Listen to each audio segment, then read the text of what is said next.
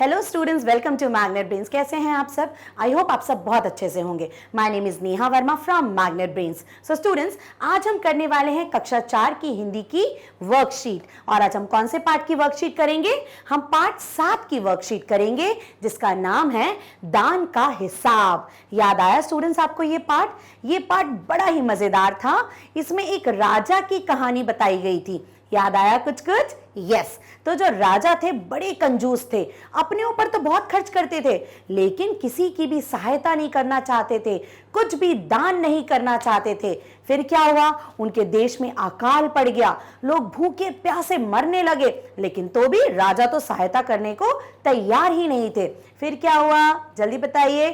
चल वर्कशीट करते हैं, आपको याद आ जाएगा कि फिर क्या हुआ पार्ट में आगे। ठीक है, चलो स्टूडेंट्स वर्कशीट शुरू करते हैं हम।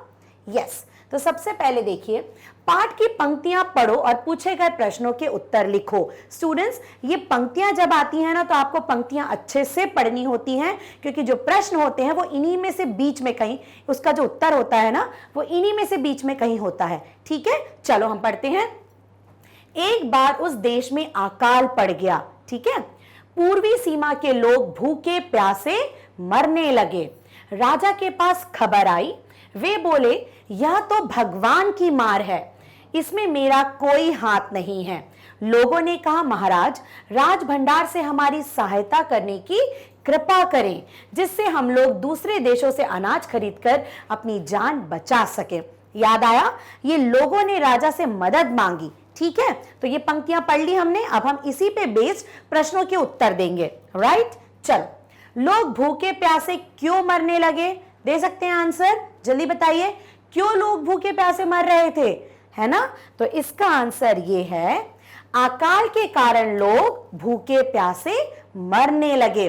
उनके देश में अकाल पड़ गया था, कुछ भी खाने को नहीं था, तो अकाल के कारण लोग भूखे प्यासे मरने लगे। किसके कारण? अकाल के कारण। उनके देश में अकाल पड़ गया था, कुछ भी खाने को नहीं था। ठीक है, बारिश नहीं हुई, सब कुछ सूख गया, खेती नहीं हो पाई, तो अनाज की कमी हो गई, उसे कहते हैं अकाल पड़ना। ठीक है, चलो अब आगे बढ़ते हैं। यस, अकाल को भगवान की मार बताकर राजा किस बात से बचना चाहता था? तो राजा ने क्या बोला? इसमें मेरा कोई हाथ नहीं है, ये तो भगवान की मार है। ठीक है, तो राजा किस बात से बचना चाहते थे? तो ये है इसका उत्तर।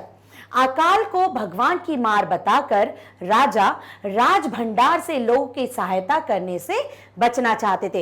राज भंडार क्या होता है? राजा का खजाना, जहां पे बहुत सारा पैसा होता है। वो पैसा सिर्फ राजा के लिए नहीं होता, वो किस लिए होता है? कि पूरे देश में जो प्रजा है उसके उनके ऊपर राजा वो पैसा खर्च कर सके। हाँ, राजा भी अपने ऊपर खर्च करे, लेकिन लोगों की सहायता के लिए भी खर्च करे, इसीलिए होता है राज भंडार। ठीक है, लेकिन राजा क्या चाहता था? वो किसी की सहायता ही नहीं करना चाहते थे। वो चाहते थे कि राज भंडार का पैसा सिर्फ उनके ऊपर खर्च हो, इसीलिए उन्होंने कह दिया कि ये तो भगवान की मार है। ठीक है, तो वो राज भंडार से लोगों की सहायता करने से बचना चाहता था। समझ गए आप? इसीलिए उन्होंने ये बात बोल दी। ठीक है, समझ गए आप? अब आपको समझ में आ गया होगा कि राजा कैसे थे। चलो अब आगे बढ़ते हैं हम। लोगों ने राजा से क्या प्रार्थना की? अब लोग जब भूखे मर रहे थे, तो लोगों ने से क्या प्रार्थना करी राजा से? ये देखिए, लोगों ने राजा से कहा, महाराज, राज भंडार से हमारी सहायता करें। लोगों ने क्या बोला राजा से? महाराज, राज भंडार से हमारी सहायता करें, हमारी मदद करें। ठीक है, फिर क्या हो गया आगे देखते हैं। पूर्व शब्द के दो अलग अलग अर्थ लिखो। पूर्व शब्द एक है, हमें उसके दो अर्थ लिखने हैं कि पूर्व का क्या एक और अर्थ है और दूसरा क्या अर्थ है। ठीक है, तो चलिए, सोचा आपने कुछ? जल्दी बताइए, फिर मैं बताती हूं।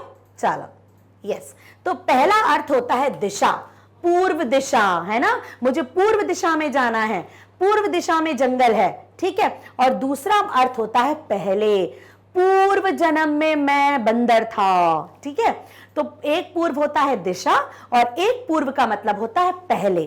ठीक है, तो शब्द एक ही है पूर्व, लेकिन उसके अर्थ दो हैं, एक है दिशा और दूसरा है पहले। ओके स्टूडेंट्स, ये चीज हम पहले भी पढ़ चुके हैं वर्कशीट्स में। एक शब्द दो अर्थ और हमने उससे दो वाक्य बनाए थे। याद आया कुछ? चलो अब आगे बढ़ते हैं।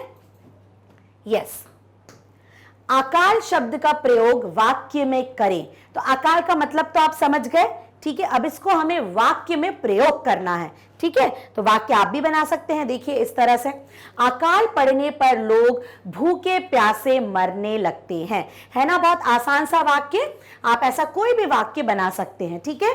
जब हम वाक्य बनाते हैं स्टूडेंट्स, तो जो शब्द होता है वो जरूर हमारे वाक्य में आना चाहिए, ठीक है। तो अकाल पड़ने पर लोग भूखे प्यासे मरने लगते हैं, राइट। चलिए अब आगे बढ़ते हैं हम।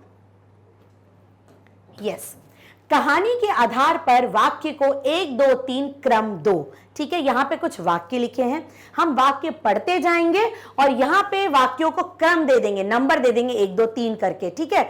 जो वाक्य पहले आया है पाठ में वो नंबर 1 हो जाएगा, जो उसके बाद आया है वो नंबर 2 हो जाएगा। तो ऐसे हम करते जाएंगे, ठीक है। चलो वाक्य पढ़ते हैं। आज मुझे 1 रुपए दीजिए, 20 दिन तक दुगने करके देते रहने का हुक्म दीजिए। ये किसने बोला था? सन्यासी ने बोला था, ठीक है। राजा बोला, यह तो भगवान की मार है, ये भी राजा ने बोला, ठीक है। हिसाब देखकर मंत्री का चेहरा फीका पड़ गया, राइट। एक बार देश में अकाल पड़ गया, तो ये पहला हो सकता है क्योंकि हमारा जो पाठ है उसकी शुरुआत ही वहां से हुई है कि एक बार देश में अकाल पड़ गया, ठीक है। 2 दिन बाद एक बूढ़ा सन्यासी राजसभा में आया। यदि सन्यासी को इतने रुपए दे दिए तब तो राजकोष खाली हो जाएगा। तो सबसे पहला हो सकता है एक बार देश में अकाल पड़ गया, इसको लिख दीजिए नंबर 1, ठीक है। उसके बाद जब लोग सहायता के लिए राजा के पास गए तो राजा ने क्या बोला? यह तो भगवान की मार है, ये हो गया नंबर 2, ठीक है। अकाल हो गया, लोग राजा के पास सहायता करने चले गए, मांगने के लिए चले गए, तो राजा ने क्या बोला? ये तो भगवान की मार है। उसके बाद क्या हुआ? उसके बाद 2 दिन बाद एक बूढ़ा सन्यासी राजसभा में आया, ये हो जाएगा नंबर 3, ठीक है। जब राजा लोगों की बात नहीं माने तो क्या हुआ? एक बूढ़ा सन्यासी राजसभा में आया, ठीक है। इतना समझ में आया आपको? चलिए, उसके बाद क्या हुआ? फिर सन्यासी ने दान मांगा और राजा को अपने दान का नियम बताया कि आप मुझे मैं जब दान लेता हूं तो कुछ नियम से लेता हूं, ठीक है। तो ये नियम हो गया कि मैं जो पहले दिन लेता हूं उसका दुगना दूसरे दिन लेता हूं और दूसरे दिन जो लिया उसका दुगना तीसरे दिन लेता हूं, ठीक है। तो ये हो गया नंबर 4। तो 4 तक हमने लिख लिया। उसके बाद क्या हुआ? हिसाब देखकर मंत्री का चेहरा फीका पड़ गया। अब जब हिसाब देखा तो मंत्री का चेहरा फीका पड़ गया। एक ये है और एक ये बचा है। यदि सन्यासी को इतने रुपए दे दिए तो तब तो राजकोष खाली हो जाएगा। तो ये हो गया हमारा चेहरा फीका पड़ गया, ये हो गया नंबर 5। उसके बाद राजा ने बोला कि अगर मंत्री को इतना पैसा दे दिया तो राजकोष तो खाली हो जाएगा। तो ये हमने पूरा क्रम लिख दिया। कौन सा वाक्य पहले बोला गया उसको पहला नंबर दिया, उसके बाद दूसरा, तीसरा, चौथा, पांचवा और छठा, ठीक है। स्टूडेंट्स कभी भी ऐसा प्रश्न आता है उसके लिए आपको क्या करना जरूरी है? पाठ पढ़ो। जब भी आप बुक खोलते हो ना कि चलो आज मुझे इस पाठ के प्रश्नोत्तर याद करने हैं, सबसे पहले पाठ पढ़ो। अगर आप पाठ पढ़ोगे ना तो आपके लिए प्रश्न उत्तर पढ़ना बहुत आसान हो जाएगा। और ऐसे कई प्रश्न होते हैं जिसके उत्तर आप दे पाओगे, पाठ नहीं पढ़ोगे तो कई प्रश्नों के उत्तर आप नहीं दे पाओगे स्टूडेंट्स, ठीक है। चलिए आगे बढ़ते हैं हम।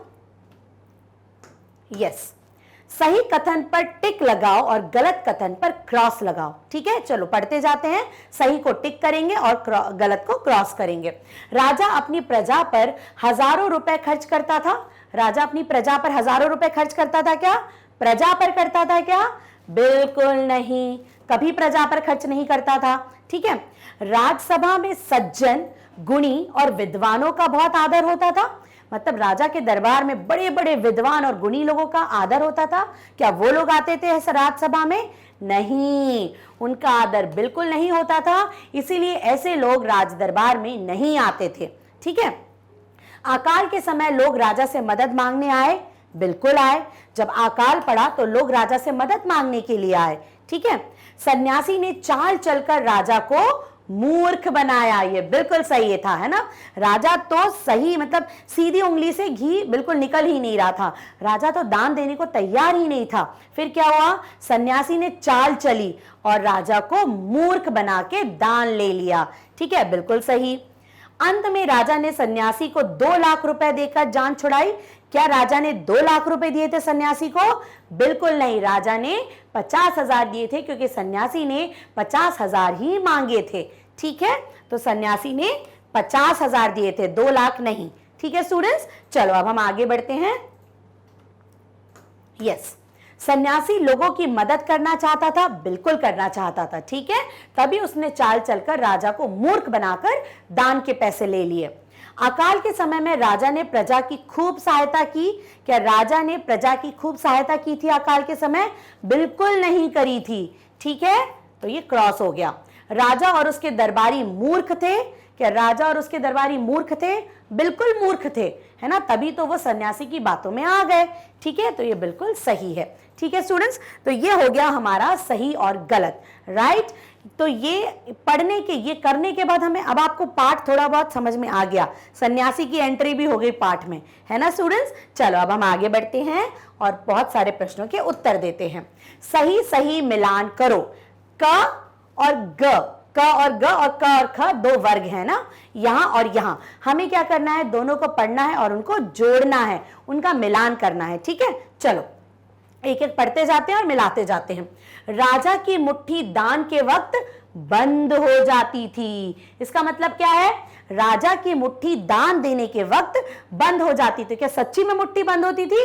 नहीं, मुट्ठी बंद होना स्टूडेंट्स एक मुहावरा है। ठीक है, तो मुट्ठी बंद होना क्या है? एक मुहावरा। तो इसका मतलब होता है बहुत कंजूस होना। तो क्या हो जाएगा ये? ठीक है, मुट्ठी बंद होना मतलब राजा बहुत कंजूस था, इसीलिए दान देते वक्त उसकी मुट्ठी बंद हो जाती थी। तो ये एक मुहावरा है। ठीक है, असली में उसकी मुट्ठी बंद नहीं होती थी, लेकिन वो कंजूस था, वो दान नहीं देना चाहता था। ठीक है, तो ये हो गया हमारा क, इसको हमने मिला दिया। राजा राजकोष के धन का उपयोग केवल अपने सुख के लिए करता था। ठीक है, तो इसका क्या हो जाएगा? राजा बहुत स्वार्थी था, मतलब वो राजकोष का धन सिर्फ अपने लिए खर्च करता था। जो लोग सिर्फ अपने लिए काम करते हैं, अपने लिए खर्च करते हैं, उन्हें हम क्या बोलते हैं? मतलबी, स्वार्थी। ठीक है, तो राजा बहुत क्या था? राजा बहुत स्वार्थी था, ये हो जाएगा ख। ठीक है स्टूडेंट्स, राजा बहुत स्वार्थी था और अपने ऊपर ही पैसे खर्च करता था। ठीक है, राजकोष का पूरा धन वो सिर्फ अपनी सुख सुविधाओं के लिए खर्च करना जानता था। ठीक है स्टूडेंट्स, चलिए अब थर्ड वाला करते हैं हम। मैं ही दिवालिया हो जाऊंगा। दिवालिया मतलब बिल्कुल भिखारी, मतलब मेरे पास कोई पैसे ही नहीं बचेंगे, मेरा दिवाला निकल जाएगा। ठीक है, तो ये राजा ने बोला मेरा राज भंडार खत्म हो जाएगा। दिवालिया हो जाऊंगा मतलब राजा का मतलब था कि मेरा पूरा राज भंडार खत्म हो जाएगा अगर मैं तुम लोगों की सहायता कर दूंगा तो। ठीक है, चलो अब उसके बाद तुम चुपचाप खिसक जाओ। ठीक है, ये किसने बोला? तुम चुपचाप खिसक जाओ। ये आ जाएगा, कहां आ जाएगा? यहां से चुपचाप चले जाओ। तुम खिसक जाओ, तो खिसक जाओ का मतलब क्या हो जाएगा? तुम चुपचाप यहां से चले जाओ। ठीक है, तुम चुपचाप यहां से चले जाओ, खिसक जाओ, चले जाओ। सन्यासी ने राजा को दाता कर्ण कहकर संबोधित किया। सन्यासी ने राजा को क्या बोला था? दाता कर्ण। दाता कर्ण माने जो दान के लिए सबसे ज्यादा माने जाते हैं, उनको हम क्या बोलते हैं? कर्ण, दानवीर कर्ण। तो सन्यासी ने राजा को झूठी प्रशंसा करते हुए बोला आप तो दाता कर्ण हैं। तो राजा खुश हो गए थे। तो ये क्या हो जाएगा? ये हो जाएगा सन्यासी झूठी प्रशंसा करके उससे प्रसन्न करना चाहता था। ओके, सो स्टूडेंट्स, सन्यासी क्या था? राजा की झूठी प्रशंसा करना चाहता था। तो ये हो गया हमारा अंग। ठीक है, तो हमने सही मिलान कर लिया, आप समझ जाएंगे। यहां जो जैसे राजा की मुट्ठी बंद हो जाती तो राजा कंजूस था, राजा का राजकोष खाली हो जाएगा। इसका मतलब क्या था? राजा बहुत स्वार्थी, मतलब राजा जो भी चीज करता था अपने ऊपर खर्च करता था, मतलब वो स्वार्थी था। तो हम दोनों को, वाक्यों को हमें पढ़ना है, जो हमें सही लगे हमें उससे जोड़ी बनानी है। ठीक है स्टूडेंट्स, चलिए अब आगे बढ़ते हैं। यस, किसने किससे कहा और क्यों कहा? ठीक है, तो सबसे पहले राज भंडार से हमारी सहायता करने की कृपा करे। ये किसने बोला? ये लोगों ने बोला राजा से। ठीक है, तो ये किसने बोला? ये लोगों ने बोला राजा से। किससे बोला? राजा से। और क्यों बोला? क्यों बोला कि आप हमारी मदद करने की कृपा करें? क्योंकि वहां अकाल पड़ गया था। क्या पड़ गया था? अकाल पड़ गया था। इसलिए लोगों ने राजा से बोला कि हमारी मदद करने की कृपा करें। ठीक है, चलो अब आगे बढ़ते हैं। यस, अब ये देखिए, राजकोष में अधिक धन है तो क्या उसे दोनों हाथों से लुटा दूं? ये किसने बोला? ये बोला राजा ने कि ठीक है, राजकोष में बहुत धन है तो क्या मैं दोनों हाथों से लुटा दूं? तो मेरा तो दिवालिया निकल जाएगा। ये किसने बोला? ये राजा ने बोला लोगों से। क्यों बोला? क्योंकि राजा बहुत स्वार्थी था। क्या था? स्वार्थी। राजा सारा जो भी धन था वो अपने ऊपर खर्च करना चाहता था। तो राजा ने लोगों से बोला, क्योंकि वो बहुत स्वार्थी था, वो सारा पैसा अपने ऊपर खर्च करना चाहता था। ठीक है, चलो अब आगे बढ़ते हैं। यस, दाता कर्ण, बड़ी दूर से आपकी प्रसिद्धि सुनकर आया हूं। दाता कर्ण किसने बोला था? सन्यासी ने। किसने बोला था? सन्यासी ने। किसको बोला था? दाता कर्ण सन्यासी ने राजा को बोला था। राजा की झूठी प्रशंसा करी थी। तो ये किसने बोला था? दाता कर्ण, बड़ी दूर से आपकी प्रसिद्धि सुनकर आया हूं। ये सन्यासी ने राजा को बोला था क्योंकि वो राजा से दान लेना, दान निकलवाना चाहता था।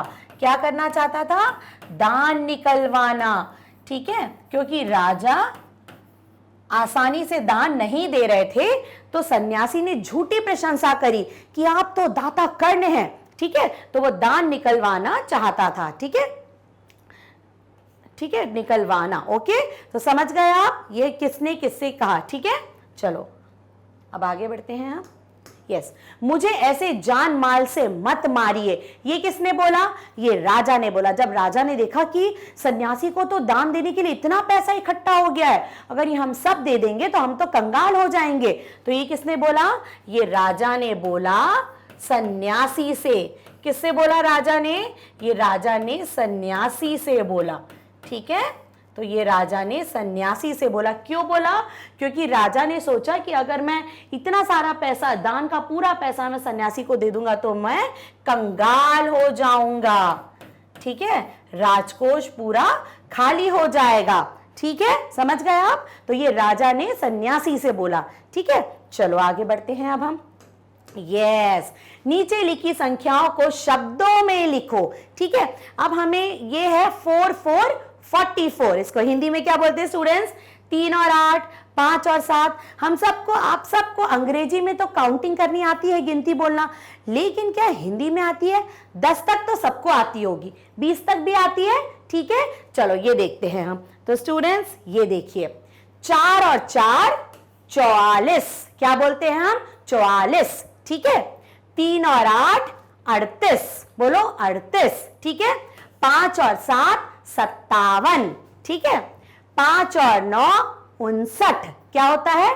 59। ठीक है, 6 और 8 68। क्या होता है? 68। 7 और 1 71। क्या होता है? 71। 7 और 8 78। क्या होता है? 78। ठीक है, चलिए आगे देखते हैं। 8 और 3 83। 81 82 83। ठीक है, 8 और 9 89। ठीक है, 9 और 4 94। ठीक है स्टूडेंट्स, तो ये तो हमने कुछ लिखी हैं गिनतियां, लेकिन आपको 1 से 100 तक हिंदी की गिनती लिखना आना चाहिए। जैसे आपको अंग्रेजी की 1 2 3 आती है ना, ऐसे आपको हिंदी की भी 1 2 3 100 तक बिल्कुल आना चाहिए स्टूडेंट्स। ठीक है, अगर आपको नहीं आती तो अपनी गर्मियों की छुट्टी में या जब भी आप फ्री हो, आप हिंदी में गिनती लिखना और बोलना दोनों सीखें।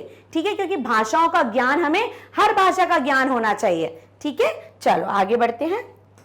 यस, निम्नलिखित शब्दों को शुद्ध करके लिखो। अब देखो, यहां पे कुछ शब्द लिखे हैं जो गलत लिखे हैं। ठीक है, हमें उन्हें पढ़ना है और उनमें जो गलती हुई है उसे सही करके यहां लिखना है।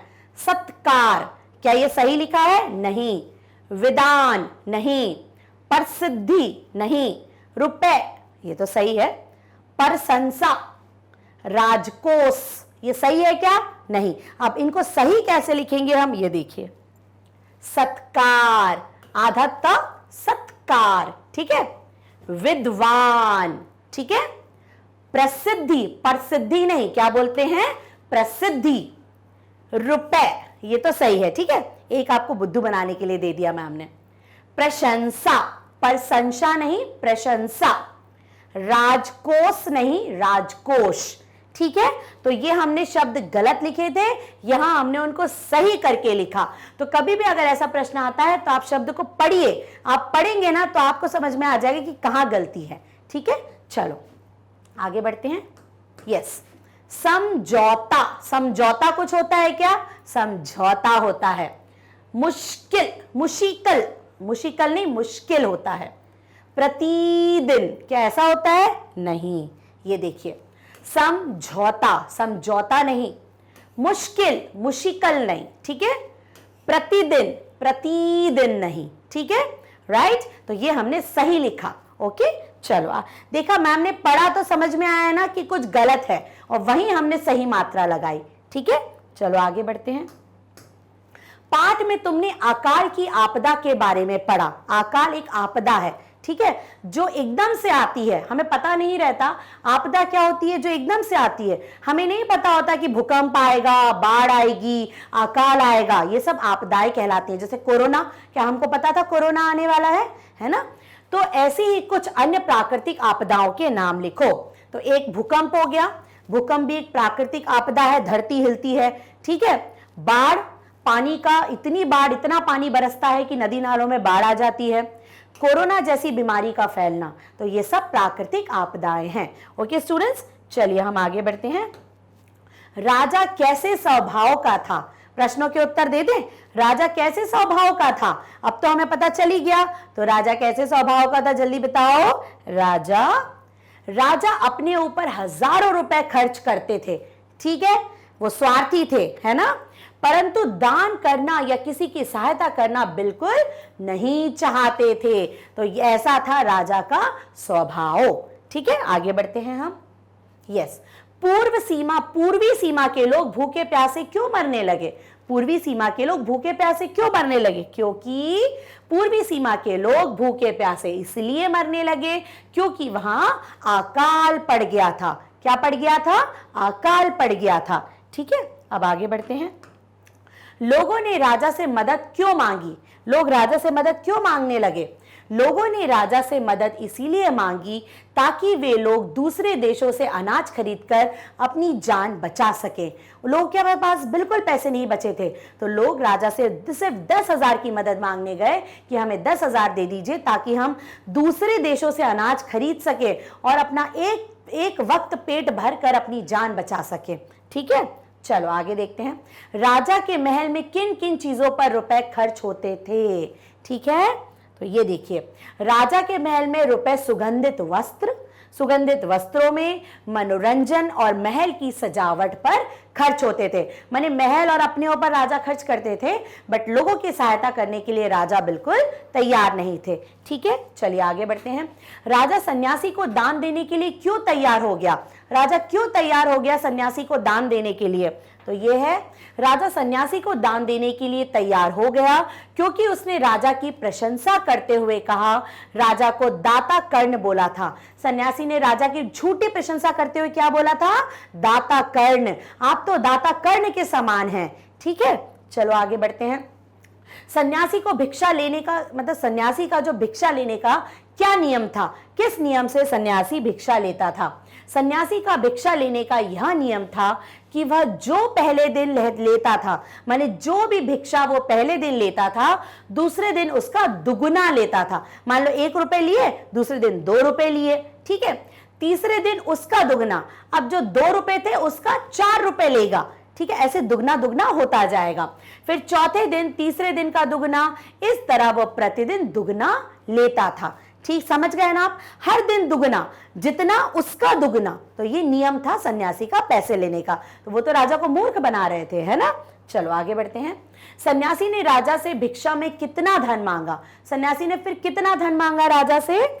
सन्यासी ने राजा से भिक्षा में 50,000 रुपए मांगे। कितने मांगे, 50,000 रुपए, ठीक है। आगे बढ़ते हैं।